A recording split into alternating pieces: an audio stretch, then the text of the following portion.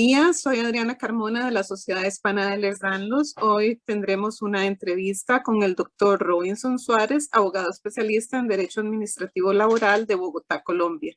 Y vamos a estar hablando cómo los pacientes de síndrome de Ehlers-Danlos pueden acceder a las emergencias, ser atendidos apropiadamente, cómo una persona con este síndrome puede obtener un certificado de incapacidad permanente. Buenos días, don Robinson. Buenos días, Adriana. ¿Cómo les va? Muy bien, gracias. Bueno, pues muy contentos de tenerlo aquí en esta entrevista para que nos pueda ampliar estos temas. Sí, si bien es cierto, los pacientes con Ehlers-Danlos les cuesta acceder correctamente, ¿verdad? A veces a las emergencias o que sean atendidos. ¿Podría usted darnos algunos consejos para que puedan obtener una atención mejor? Ok. Bueno, lo primero que les tengo que contar es que acá en Colombia, específicamente en el año 2010, se creó una ley que es la ley 1392. Esa ley, ¿qué busca? Esa ley es aquí la llaman la ley de las enfermedades huérfanas, ¿sí? ¿Qué pasaba aquí antes de la generación de esta norma? Cuando usualmente apareció una enfermedad rara, que nadie conocía qué era, de difícil diagnóstico, era muy difícil. Yo se los puedo decir porque trabajo en el tema de las incapacidades laborales permanentes, porque es una de las cosas que hago. En ese caso era muy difícil poder obtener una pérdida de capacidad laboral definitiva. Era muy difícil. ¿Por qué? Porque si bien estaba la enfermedad, no había los medios cómo determinar cuál era el padecimiento de esa persona, ¿cierto? Entonces, ¿qué pasa? Que muchas veces el Medicare o el Social Security que llaman allá, aquí es un poquito diferente. Es la misma figura, pero aquí se hace a través de las EPS, que son las entidades prestadoras de servicios en salud. Ellos son los que afilian o aseguran a la población. Por un lado, ellos aseguran a la población que efectivamente tiene con qué pagar el servicio de salud. Pero hay personas también que no están aseguradas y ellos acceden a los servicios de salud a través del régimen subsidiado, que acá en Colombia se conoce como SISBEN. El SISBEN es una base de datos donde están este tipo de personas que no tienen el poder adquisitivo con que pagar una atención en salud. Entonces el Estado, pues en su función de garantizar la salud, pues los inscribe, los tiene en una base de datos y tienen acceso a los hospitales públicos o a los hospitales con los cuales el Estado tiene convenio. Una vez dicho esto, ¿qué pasaba entonces? Volvemos al tema de las enfermedades huérfanas. ¿Qué pasaba? Era extremadamente difícil determinar qué enfermedad tiene esta persona y bajo esa premisa era extremadamente complicado poder determinar que esa persona tuvo pérdida de capacidad laboral por camino de la enfermedad que padece, ¿sí? Entonces, ¿qué hacían los médicos o qué hacía aquí el sector salud? Aquí la idea, y creo que en todas partes, no solo en Colombia, la idea es que las personas no se pensionen tan temprano. Aquí las pensiones por invalidez, que aquí se llama así, es cuando la persona pierde la capacidad laboral en más de un 50%. O sea, de 50% en adelante, esa persona se considera discapacitada y por consiguiente inválida, ¿sí? Y si le acaece esa invalidez, pues tiene derecho a la pensión por invalidez, ¿sí? ¿Qué pasa también? Aquí en Colombia hay los regímenes privados y los regímenes públicos. En especial los regímenes privados no les gusta en lo absoluto y hacen todo lo posible para negar este tipo de pensiones por invalidez. Y más cuando hay una enfermedad rara, hacen todo tipo de argucias para poder dilatar y dilatar y dilatar la resolución de ese caso. Aquí la ley estima que en 540 días una persona que padezca este tipo de enfermedades, ya sea huérfana o de otro tipo, la incapacidad solo va hasta 540 días. Después, eso es lo máximo. Después de los 540 días, es obligación que esa persona sea calificada. Se le hace un examen por medicina laboral, varios exámenes, y se determina si hubo pérdida de capacidad laboral superior al 50%. Ahí en ese caso, pues la persona accede a una pensión por invalidez. Pero el problema es cuando no lo logra. ¿Por qué? Porque cuando no lo logra, si bien la enfermedad es común, porque generalmente este tipo de enfermedades, y hablaba con Moshe, este es un tipo de enfermedad que es catalogada como una enfermedad común. Es decir, ¿a qué me refiero con común? Que no tiene que ver con la actividad laboral de la persona, sino que simplemente por condición genética, bueno, a veces por condición genética, a veces, no recuerdo la otra palabra que utilizan los médicos cuando no es genético, sino que aparece congénito, que aparece de la nada, que nadie sabe de qué apareció. Entonces, cuando eso pasa, es la GPS, perdón, sí, las GPS en principio, que son las que prestan el servicio, tratan a la persona primero como si fuera, ¿qué les digo? Un paria, sí. Va la persona a la emergencia y como ellos no saben, porque no tienen ni idea de qué está padeciendo la persona, la más fácil es llegar y confundir esa enfermedad con cualquier otra y tómese esto y váyase por su casa. Esa es la típica atención en este país. Así es. Acetaminofén, ya va a su casa. Pero realmente un diagnóstico oportuno, serio, no lo hacen. Aquí las emergencias son simplemente para contener en algunos casos el dolor y en otros casos cuando es una emergencia, por ejemplo, accidentes, ¿sí? Cosas que ya ameritan hospitalizaciones, que ameritan unos procedimientos ya más específicos, pues bueno, sí, ahí sí, yo no voy a decir que no, sí lo hacen. Pero cuando una persona llega con una enfermedad así como estas, primero no entienden, segundo, no tómese este acetaminofén y váyase por su casa, si se empeora vuelve, así dice. Inhumanamente, así dice, si se empeora, vuelva.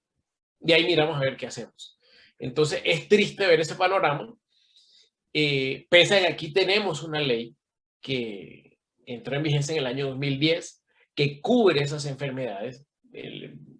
Cubrirme, quiero ser claro, no es cubrir en el tema médico legal, no. Cuando hablo de cubrimiento, estoy hablando es de que tuvieron en cuenta, ¿sí?, que eso existía, ¿sí?, y que merecía un tratamiento diferenciado. De hecho, en la ley, pues, dice que la persona que padezca este tipo de enfermedades huérfanas, y esta es la parte interesantísima para Colombia, si la persona padece esa enfermedad huérfana, y digamos, lo más seguro es que no esté incluida en el plan obligatorio de salud, es lo más seguro. ¿Por qué? Porque el plan obligatorio de salud, que es el que nos rige aquí a nosotros y que se hace a través de la GPS, o sea, se presta el servicio, ellos tienen unas coberturas, ¿cierto? Le curo esto, pero hay enfermedades que no, por su alto costo, generalmente por su alto costo, la gran mayoría es por eso. U otras enfermedades que en el momento, como lo es una enfermedad huérfana, no se sabe qué es. Entonces, si no se sabe qué es, lo más natural es que la EPS no lo cubra, ¿sí? ¿Qué pasa? Aquí es donde está lo interesante. A través de esta ley, el Estado colombiano garantizó que a las personas que padezcan este tipo de enfermedades se les va a atender así no cumpla.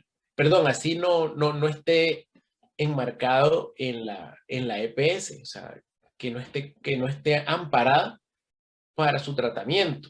¿Por qué? Porque el Estado colombiano, a través de un fondo que tenemos nosotros aquí que se llama el FOSIGA, garantiza que esa persona va a tener acceso a la salud, a su tratamiento. La gran mayoría de las personas no saben esto.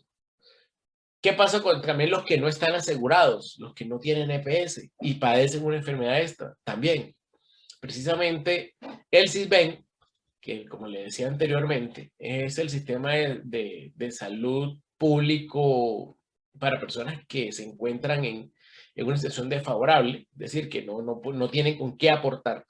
Estas personas también tienen acceso, por el simple hecho de estar registrado en CISBEN, tienen acceso a que si padecen una enfermedad de este tipo, sea tratada en cualquier institución con la que el Estado tenga convenio. Y el Estado asume la carga de ese tratamiento. O sea, es algo sumamente importante que pronto las personas no conocen, ¿sí? No conocen esa situación y yo creo que eso pasa en muchos países. Pues la ley técnicamente todo el mundo tiene que conocerla, pero eso es nada más alejado de la realidad. Entonces, les decía, usted me hacía una pregunta, ¿cómo hace una persona para que sea declarada inválida aquí en Colombia? Pues, inválida, pérdida de capacidad laboral un 50%. Bueno, ese es otro tema. Pese a que la persona padece esa enfermedad, con esta ley, ¿qué se está garantizando? Que el estudio que se le hace a esa persona, oígase bien, el estudio, el tratamiento, todo el trasegar de la enfermedad que la persona padece, pues ya no va a quedar en ese limbo jurídico de que no existe su enfermedad. No, señor.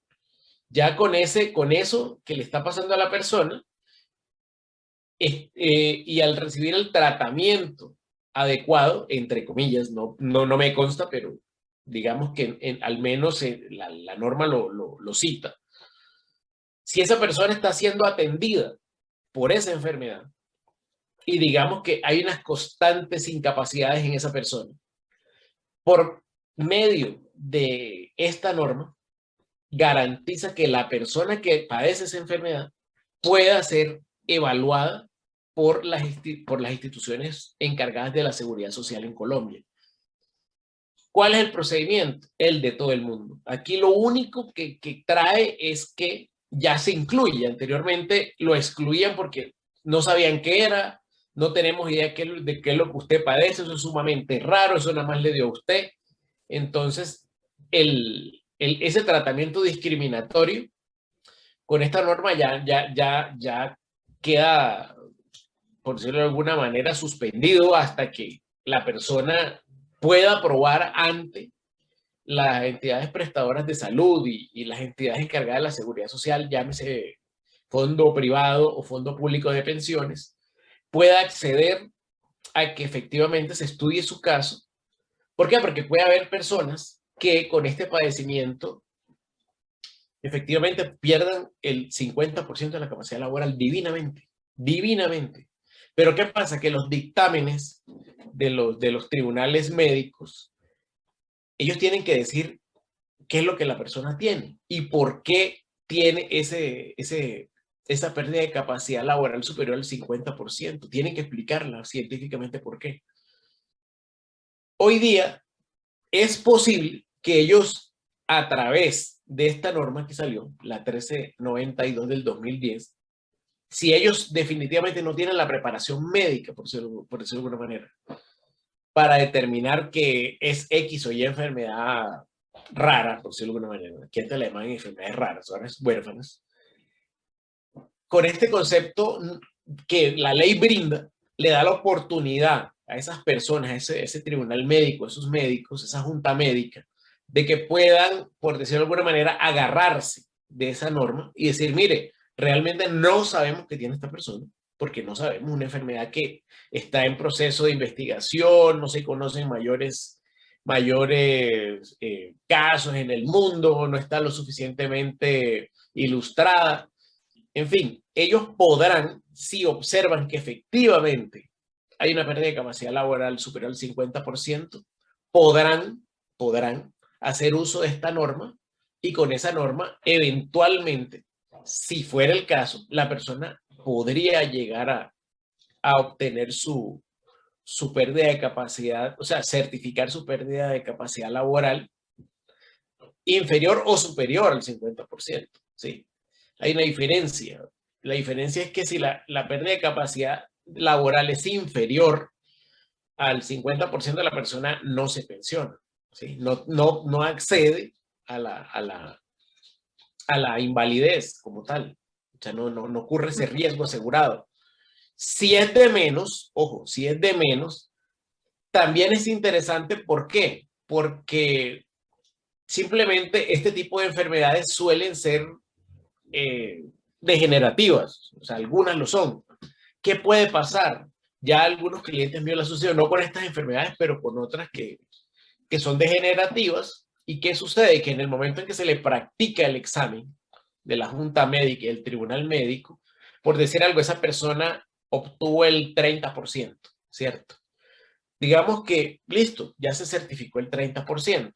No significa que si la persona continúa con su estado de salud comprometido, no, ya es que lo calificamos al 30%, no. Eso continúa. Ya a algunos clientes míos le ha pasado y en principio han tenido 30% de capacidad laboral.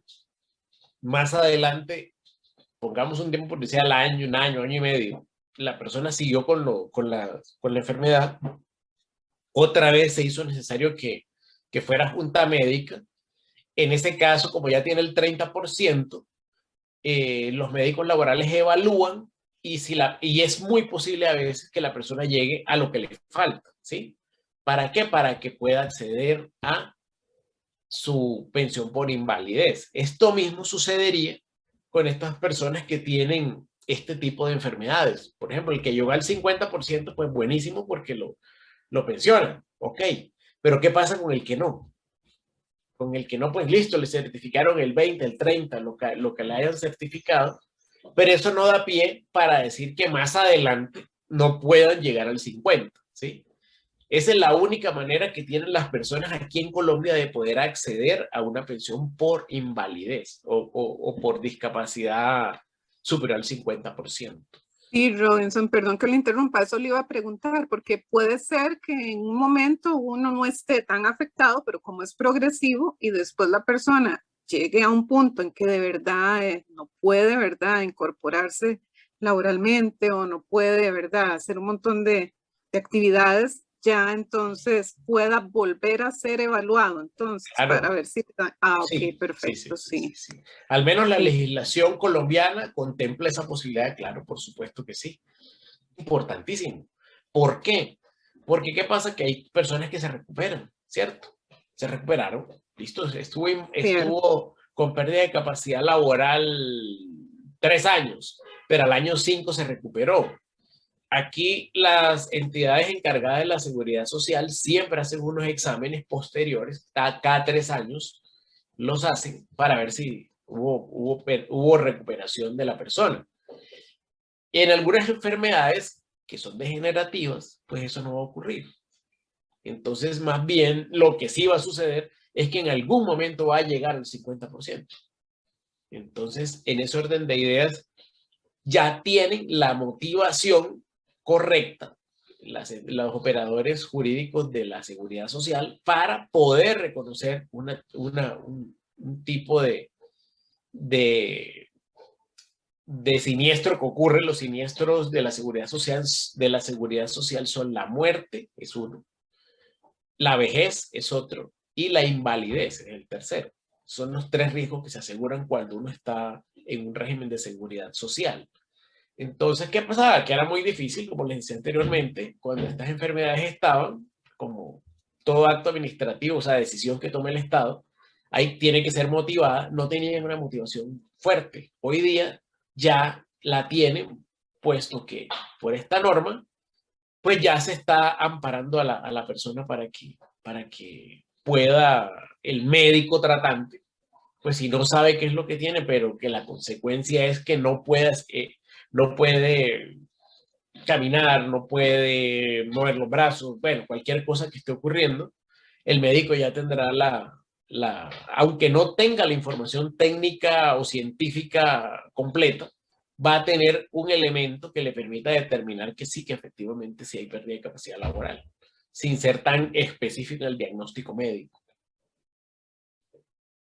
Entiendo. Y digamos, cuando ya tienen la discapacidad, ¿verdad? Ya fue, ¿verdad? Obtenida.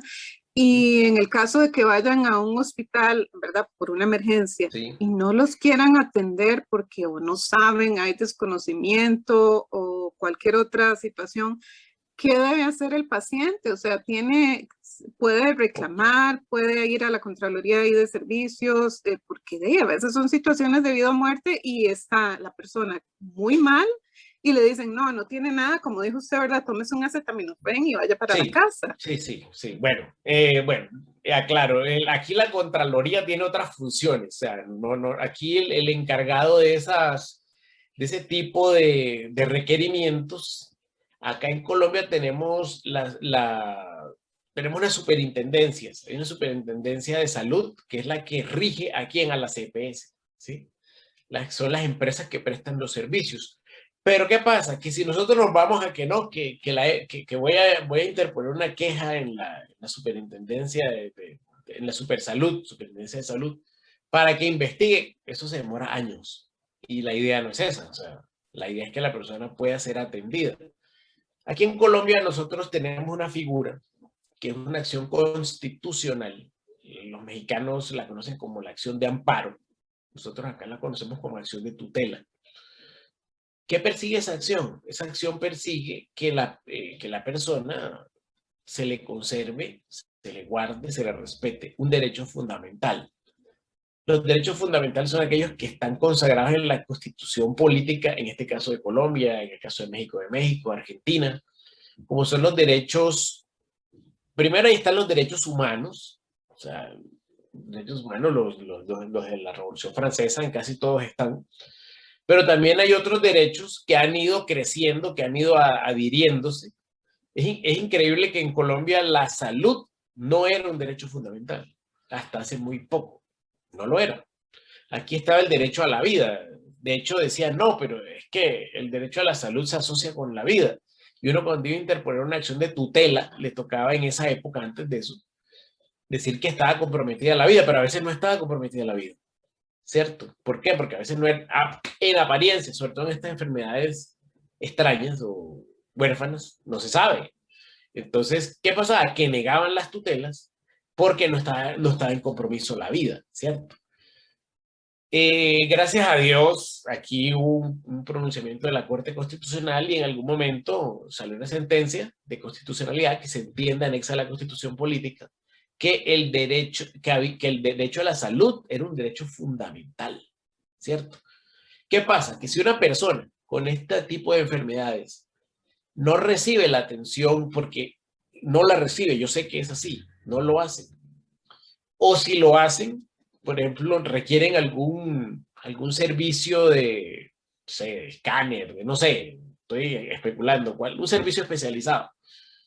Las EPS no autorizaban ¿Por qué? Porque ellos no sabían qué eran. Ellos creían que, no, pero es que eso no es tal cosa. Entonces, ¿cómo le va a mandar un taxi? Un tag vale X plata. Por eso no lo hacían. Y no lo hacían y no lo hacen aún. Entonces, ¿qué pasa? Que en esas instancias las personas tienen la posibilidad de acudir a la vía de tutela. ¿Para qué? Para obligar a esas entidades prestadoras de salud, EPS, a que le practiquen los exámenes o los tratamientos que sean pertinentes a las personas. Aquí en Colombia se está utilizando muchísimo. Es desafortunado, o sea, de verdad a mí me parece totalmente desafortunado que una persona tenga que cuidar los estrados judiciales. Afortunadamente, la acción de tutela es una acción rápida que se demora 10 días hábiles. En 10 días hábiles hay respuesta, a veces antes. Entonces, a mí me parece triste que tengamos que llegar a esas instancias, ¿sí? Para que la persona pueda acceder a un servicio de salud digno. Entonces, lo que les puedo decir a las personas que me estén escuchando, que me vayan a escuchar más adelante, es que si tienen un tipo de padecimiento, de una enfermedad huérfana, rara, que no esté en el post, primero que todo, tienen que conocer la ley 1392 de 2010, para que conozcan que el Estado en esos casos les garantiza a ellos que esa enfermedad rara, el Estado la va a cubrir, ¿sí? A través de fosiga a través de los diferentes canales que tiene el Estado para financiar este tipo de enfermedades. Eso es lo primero. Los tratamientos, eso les toca, ahí sí no hay distinción. Aquí una enfermedad rara o una enfermedad conocida es lo mismo para esas instituciones. Siempre es a sacarle el cuerpo a sus responsabilidades, no autorizan los procedimientos, porque ellos no tienen convenio con el uno, con el otro. Cuando ya entra la acción de tutela, ahí sí solucionan. Entonces ellos lo que hacen es esperar que les interpongan una acción de tutela para poder cumplir. Tristemente es así. Entonces, yo no les puedo decir que hay un método jurídico para acceder, porque realmente no. O sea, es el que tenemos. O sea, es muy satisfactorio para esa persona que el gobierno ya los tenga reconocidos como personas sujetas de un amparo o una protección especial. Anteriormente no lo tenía. Entonces, eso ya abre puertas. Lo que pasa es que aquí en Colombia, como les decía, aquí se condiciona la pérdida de capacidad laboral a un porcentaje, ¿cierto? Si ese porcentaje es superior al 50, listo, esa persona está discapacitada, nada que hacer. Si es menos, no alcanza, entonces no se pensiona. ¿Por qué me retrotraigo a esta condición? Porque resulta que en Colombia también hay pérdida, hay el riesgo de vejez. Cuando yo llego a la vejez, que llego aquí en Colombia para los hombres de 62 años y las mujeres a los 57. Cuando eso acontece, ahí tiene derecho a la pensión, ¿cierto? Listo, si cotizó y va, listo, no hay lío. Se pensiona por edad a los 62 si es hombre, a los 57 si es mujer. Aquí la condición de discapacitado permanente. Médicamente, digamos que no procede para algunas cosas. ¿Por qué? Porque una persona cuando queda discapacitada permanentemente aquí en Colombia es cuando tiene una enfermedad de tipo mental y ha sido diagnosticado y ha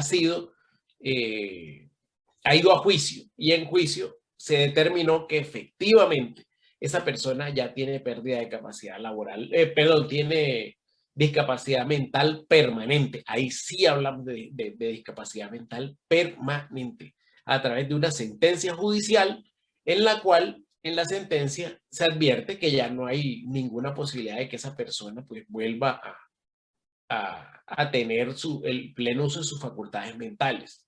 Ejemplo, les voy a dar un ejemplo. Hay personas, y tuve un cliente así, él era docente. Hay personas que por motivo de un accidente cerebrovascular pierden el habla, ya no reconocen a nadie, ya quedan como comúnmente se conoce, quedan como un vegetal, por alguna manera. ¿Qué pasa con esa persona? Esa persona ya no puede seguir ejerciendo las funciones suyas, o sea, ya esa persona no toma ningún tipo de decisión. En ese orden de ideas, una persona que le pasa eso, ojo, una persona que le pasa eso, tiene que ir a juicio. ¿Para qué? Para que sea declarada mentalmente discapacitada. Anteriormente se utilizaba un término, interdicto, ya hoy no se utiliza. El término que se utiliza es discapacidad mental permanente. ¿Qué pasa con una discapacidad física? La discapacidad física en Colombia total, entre comillas, no existe. Simplemente con que llegue al 50% y se mantenga, ya va a ser declarada discapacitada, Moshe. Tú aquí en Colombia, si tuvieras ese tipo de incapacidad, si estuvieras cotizando al sistema de seguridad social, efectivamente ya estarías pensionada por invalidez. Pero sí es un poquito diferente a cómo se maneja en Estados Unidos. Como les decía anteriormente, en las enfermedades degenerativas uno ya sabe que eso no va a suceder. Eso antes, por el contrario, va a ir aumentando. Pero de todos modos, las entidades encargadas de la seguridad social están en la obligación por ley, porque la ley lo dice, que hay que practicarles esos exámenes cada 3 años. Eso, porque la ley lo dice, es que lo hacen. Ellos ya saben, si una persona con Alzheimer, con Parkinson, con ese tipo de enfermedades que ya son degenerativas, ya uno sabe que cada día que pasa van a ir empeorando, igual ellos tienen que cumplir con el requisito, porque está en la ley y es obligatorio que se cumpla. ¿Para qué? Para que cuando salga el dictamen a los 3 años, la persona pueda seguir disfrutando de la pensión por invalidez.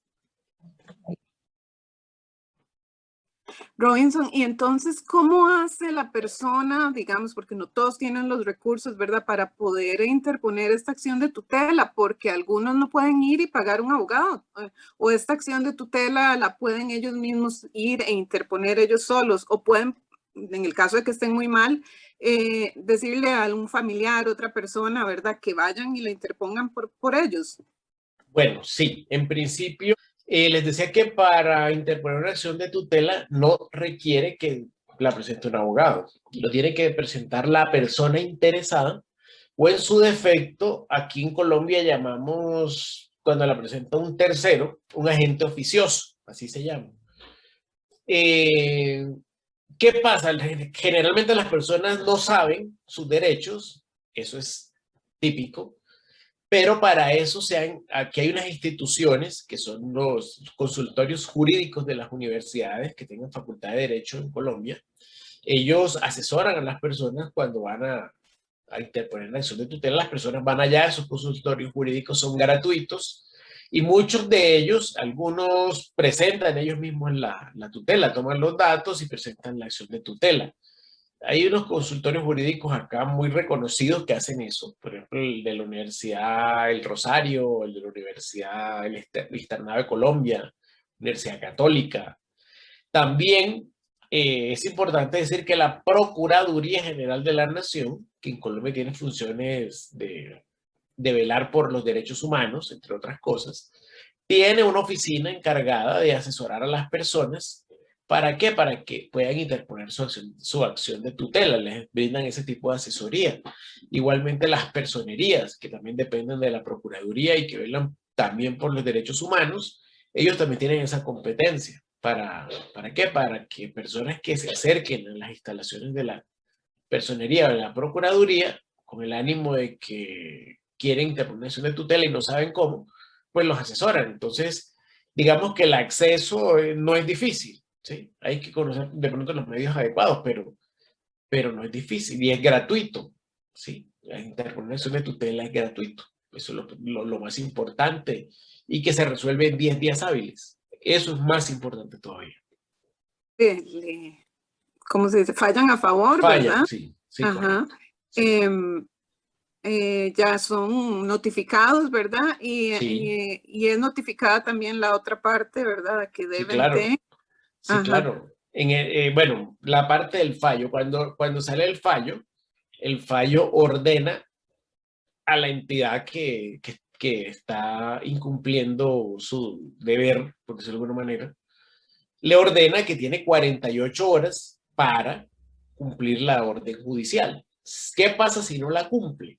Si no cumple la orden judicial, hay una sanción. ¿Cuál es la sanción? En ese momento, cuando no la cumple, la persona afectada, o sea, el que la interpuso, inicia algo que se llama el incidente de desacato. El incidente de desacato es que le informa al juez, mire, señor juez, no cumplieron. El juez en ese momento, ¿qué hace? El juez toma la decisión, casi siempre es la decisión que toma, dictar el arresto por 48 horas, si no estoy mal, o 72 horas, de la persona encargada de tomar la decisión. Entonces es un mecanismo que funciona. Los mecanismos sí están, ¿sí? Sino que es triste tener que llegar a eso, ¿sí? ¿Por qué no sacaron, por qué no dan la información a tiempo? ¿O por qué no le prestan el servicio a las personas a tiempo?